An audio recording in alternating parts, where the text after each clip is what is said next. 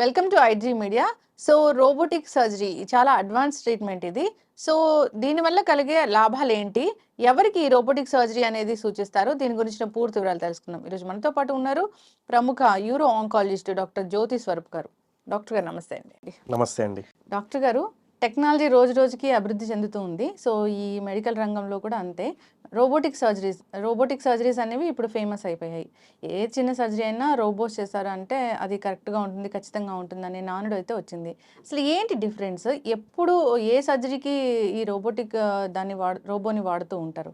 Robotic surgery అనేది ఒక advance surgical tool అండి. జస్ట్ అంతేగాని రోబోనే సపరేట్గా ఆపరేట్ చేయడం అలాంటిది అంటూ ఏం లేదు. సర్జనే ఆపరేట్ చేస్తారు, ఆ టూల్తో చేస్తారు. ఓకే. ఇంకా క్లియర్గా ఎక్స్ప్లెయిన్ చేయాలంటే కొన్ని 100 of years back open surgery చేసేవాళ్ళు. అప్పుడు పేషెంట్స్ ఒక 10 రోజులు హాస్పిటల్లో ఉండేవారు. దాని తర్వాత స్లోగా 40 years బ్యాక్ లాప్రోస్కోపీ సర్జరీ అంటే కీ హోల్ సర్జరీస్ వచ్చాయి. దాని తర్వాత ఇప్పుడు లేటెస్ట్ అడ్వాన్స్మెంట్ ఈ రోబోటిక్ సర్జరీ. సో ఈ రోబోటిక్ సర్జరీతో ఇంకా ఫాస్ట్గా పేషెంట్ బయటకి రాగలుగుతారు అండ్ ఇట్ ఈస్ సేఫ్ అనేసి వచ్చింది అంతే. ఓకే, అదొక టూల్ అంతే.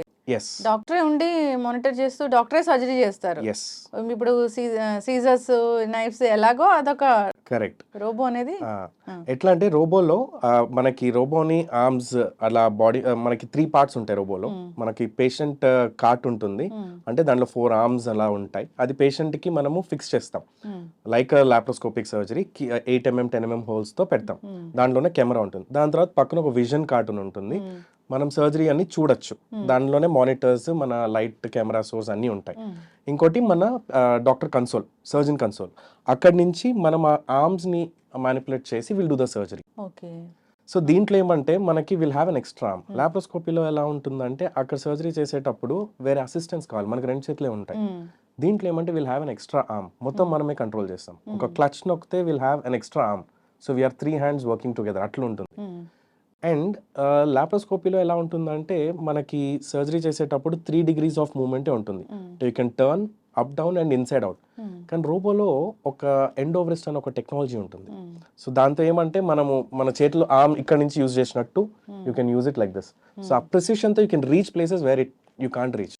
ఓకే. అది అంటే ఇది టార్గెట్ ని ఖచ్చితంగా రీచ్ అవుతుంది. ఇప్పుడు క్యాన్సరే ఉంది, దానికి సర్జరీ చేయాలనుకున్నారు అన్నప్పుడు డాక్టర్ చేసేదానికన్నా డైరెక్ట్ గా ఈ రోబోతో చేస్తే టార్గెట్ అనేది ఖచ్చితంగా రీచ్ అవుతుందా? కరెక్ట్. మనము ఇప్పుడు పెల్విస్ సర్జరీస్ ఉన్నాయి, అంటే ఇప్పుడు కోలోరెక్టల్ కానీ ప్రాస్టేట్ సర్జరీ, యూరాలజీ నేను. సో ప్రాస్టేట్ సర్జరీస్ కానీ ఆ ప్లేస్లో పెల్విస్లో రీచ్ అవ్వడం అనేది ఓపెన్లో చాలా కష్టం. అండ్ విజన్ కూడా అంత క్లియర్గా ఉండదు. ల్యాబ్ కానీ 3D ల్యాబ్ కానీ చేసినా కూడా మనకు ఆ జూమ్ కానీ ఇవన్నీ ఉండవు. అదే రోబోటిక్ సర్జరీలో ఏముంటుందంటే will have Zoom 5x Zoom దాకా ఉంటుంది. అంటే almost you'll be like on the prostate ఇట్లా చూస్తున్నట్టు ఉంటుంది. అండ్ మన ప్రెసిషన్తో వీ కెన్ గో క్లియర్ మార్జిన్స్తో వెళ్ళొచ్చు. అండ్ దానివల్ల ఏమంటే మన అవుట్కమ్స్ బెటర్ ఉంటాయి. మన క్యాన్సర్ కాని టిష్యూని నీట్గా సపరేట్ చేసుకొని తీయచ్చు. ఓకే. అంటే దీంతో సర్జరీ చేస్తే రోబోటిక్ సర్జరీ అయితే సో అది పూర్తిగా తగ్గిపోతుంది అట్లా ఏమైనా ఉంటుందా డాక్టర్ గారు? ఎస్ అండి. మామూలుగా ఏదన్నా సర్జరీతోని మనకి ఎప్పుడు చేస్తామంటే ఆ పేషెంట్కి క్యూర్ ఇవ్వగలుగుతామంటేనే చేస్తాం. Maybe open lap or robotic.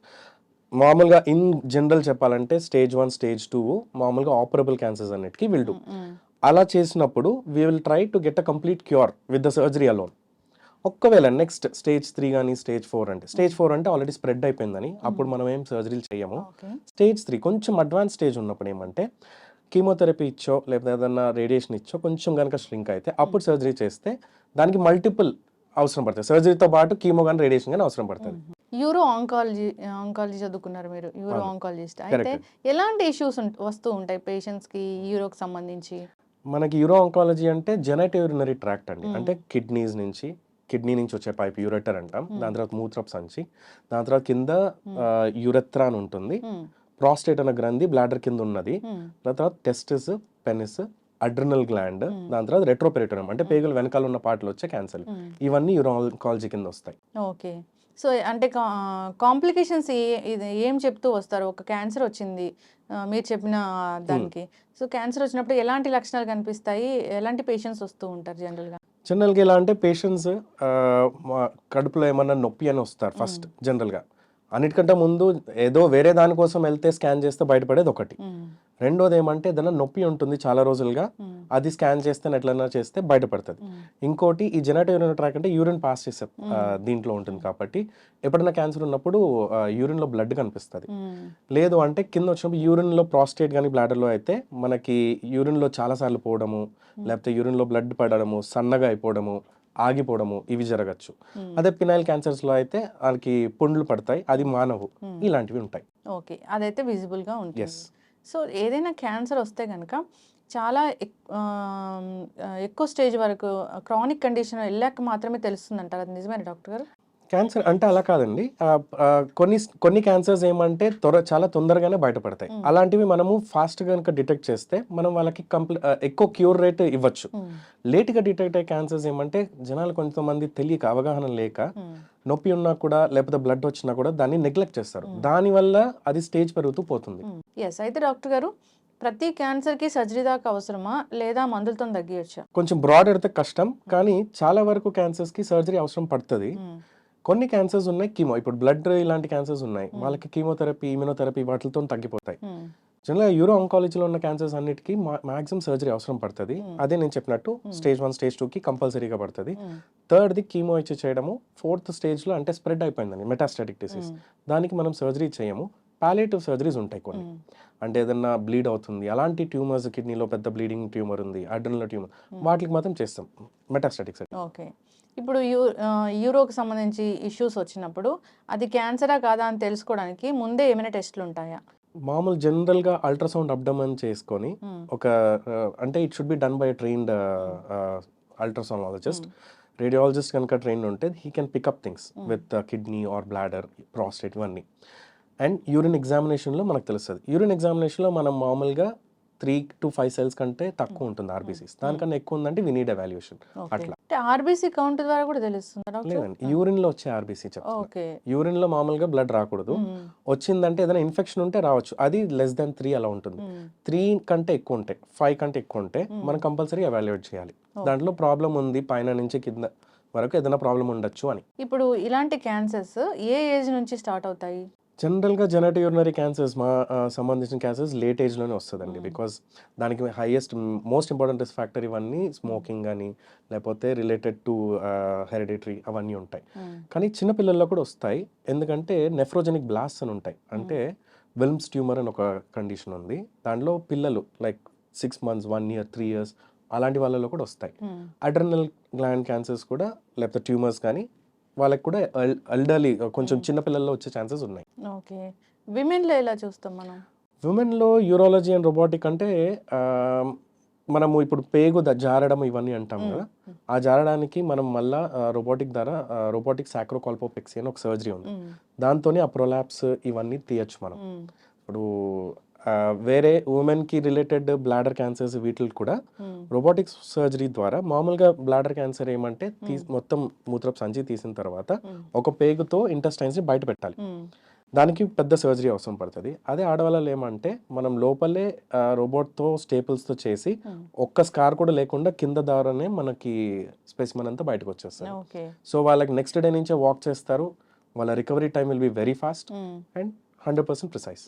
Okay, అయితే మీరు మెడికవర్ హాస్పిటల్లో ఉన్నారు కదా, సో ఎలాంటి అంటే అడ్వాన్స్ ట్రీట్మెంట్స్, అన్ని రకాల అడ్వాన్స్ ట్రీట్మెంట్స్ అయితే ఉన్నాయా ఈ క్యాన్సర్స్ సంబంధించి? అవునండి, అన్నీ ఉన్నాయండి. మనకి లాప్రోస్కోపీ ఉంది, రోబోటిక్ ఉంది, కావాలంటే మనకు అవసరమైన డిటెక్ట్ చేయడానికి కావాల్సిన బయోప్సీస్, లేజర్స్, పికప్ చేసే ఎండోస్కోపిక్ ఇన్స్ట్రుమెంట్స్ అన్నీ ఉన్నాయండి. ప్లస్ దాంతోపాటు మనకి ఎంఆర్ఐ కానీ, ప్రాస్టేట్కి సంబంధించి ఎంఆర్ఐ, లేకపోతే బ్లాడర్కి సంబంధించి ఎంఆర్ఐ, పెట్ సిటీస్ అన్నీ ఉన్నాయండి. ఎస్ డాక్టర్ గారు, అయితే జలుబు, దగ్గు, జ్వరాలు వచ్చినట్లు బీపీ, షుగర్లు ఉన్నట్లే ఈ క్యాన్సర్ కూడా ఎక్కువగా వస్తూ ఉంది, ఎక్కువ మందిని అటాక్ చేస్తూ ఉంది. అయితే క్యాన్సర్ వస్తుందా రాదా ఫ్యూచర్లో అని తెలుసుకోవడానికి ఏమైనా టెస్ట్ ఉంటుందా? ఉంది అండి, దానికి జీనోమిక్ టెస్టింగ్ అంటారు. దానికి ఒకవేళ దాన్ని ఎవరికి సజెస్ట్ చేస్తామంటే ఆల్రెడీ ఫ్యామిలీలో ఏదన్నా జెనరేటివ్ యూరినరీ క్యాన్సర్స్ ఉంటే వాళ్ళకి చెప్తాం. ఇప్పుడు ఒకవేళ ఫాదర్కి గనక ప్రాస్టేట్ క్యాన్సర్ వచ్చిందంటే వాళ్ళ నెక్స్ట్ జనరేషన్ వాళ్ళ కిడ్స్కి కానీ బ్రదర్స్ కానీ వస్తుందా? ఎస్, బ్రదర్స్కి మనకి 2 to 3 టైమ్స్ ఎక్కువ ఉంటుంది. నెక్స్ట్ సన్స్కి కూడా పెరిగే ఎక్కువ ఛాన్సెస్ ఉంటాయి. అలాంటి వాళ్ళకి జెనెటిక్ టెస్టింగ్ చేయొచ్చు. బీఆర్సీఏ మ్యూటేషన్స్ అని ఉంటాయి. మనకి బ్రెస్ట్ క్యాన్సర్ వస్తే కూడా అవును. బీఆర్సీఏ మ్యూటేషన్ అలా చేస్తాము. అట్లనే ప్రాస్టేట్కి సంబంధించి కూడా జన్యు పరీక్షలు ఉన్నాయి. ఓకే. అది అందరికీ చేయము, ఎవరైనా అవసరం ఉంటే అది చేయాలి. అది ఓకే. వచ్చే ఛాన్స్ ఉంది అన్నప్పుడు ట్రీట్మెంట్ ఉంటుందా? రాకుండా ఇంకా దాన్ని ఆపడానికి? రాకుండా ట్రీట్మెంట్ ఆపడానికి ఉండదు, బట్ రెగ్యులర్ సర్వేలెన్స్ లో ఉండాలి. ఎప్పుడన్నా మనకి ఇప్పుడు ప్రాస్టేట్ సంబంధించి అయితే పిఎస్ఏ అనే వాల్యూ ఉంటుంది. అది మామూలుగా మనం 50 yearsకి ఒకసారి జనరల్ హెల్త్ చెకప్లో ఎవరైనా వస్తే చేస్తాం. వాళ్ళకి కూడా అడిగి చెప్తాం. అది వాళ్ళకి చేస్తే ఇది బయటపడితే ఇవి ఉంటాయని చెప్పి చేస్తాం. ఆ వాల్యూ కనుక పెరుగుతూ పోయింది అంటే then we have to intervene at the earliest అని. అంటే ఇది హెరిడిటీ అయినా డాక్టర్ గారు? హెరిడిటరీకి శాతం తక్కువ అండి. అంటే 10% to 15% కంటే ఎక్కువ హెరిడిటరీ కాదు. ఎస్, ఖచ్చితంగా అండి.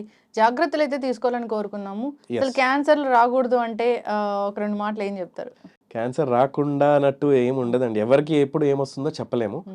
బట్ మనము కొంచెం అవగాహనగా ఉంటే, మన కనుక అవగాహన ఉంటే మనం దానికి తగిన జాగ్రత్తలు తీసుకొని ముందే దాన్ని స్కాన్ రూపంగానో టెస్టుల రూపంగానో దాన్ని గుర్తించడం బెటర్.